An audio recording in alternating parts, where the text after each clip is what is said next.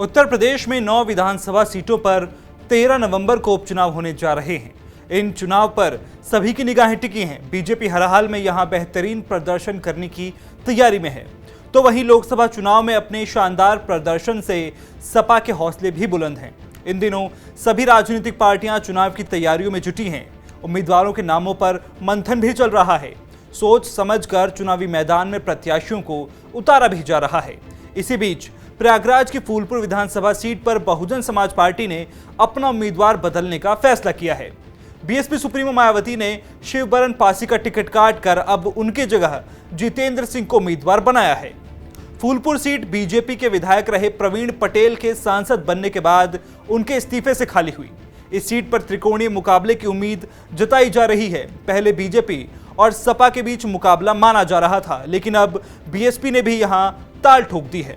Party ने अपना उम्मीदवार उतारकर मुकाबला रोचक बना दिया है। समाजवादी पार्टी ने फूलपुर सीट से मुस्तफा सिद्दीकी को चुनावी मैदान में उतारा है। सिद्दीकी 3 बार विधायक रह चुके हैं, तो वहीं बीएसपी ने जितेंद्र सिंह को टिकट दिया है। हालांकि अभी तक बीजेपी ने इस सीट को लेकर अपने पत्ते नहीं खोले हैं।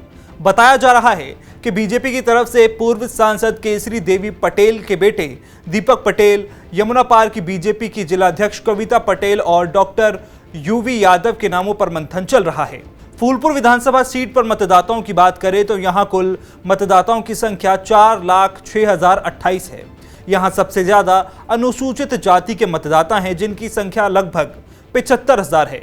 अनुसूचित जाति के बाद यहां सबसे ज्यादा पटेल वोटर्स माने जाते हैं, जिनकी संख्या करीब 70,000 है। वहीं यादव वोटर्स 60,000, मुस्लिम वोटर्स 50,000 और इसके अलावा ब्राह्मण वोटर्स 45,000, निषाद जाति के मतदाता 22,000, वैश्य 16,000, क्षत्रिय 15,000 और अन्य करीब 50,000 हैं।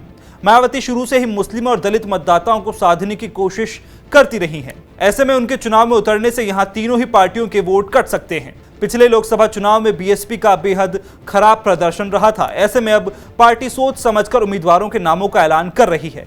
पार्टी ऐसे लोगों पर दांव लगा रही है जो चुनाव में जीत दर्ज कर सकें। मायावती जातीय समीकरण को साधने की पूरी कोशिश कर रही है। पिछले कई सालों में सत्ता से दूर बीएसपी हर कीमत में अपनी खोई हुई साख को वापस लाने की जुगत में है।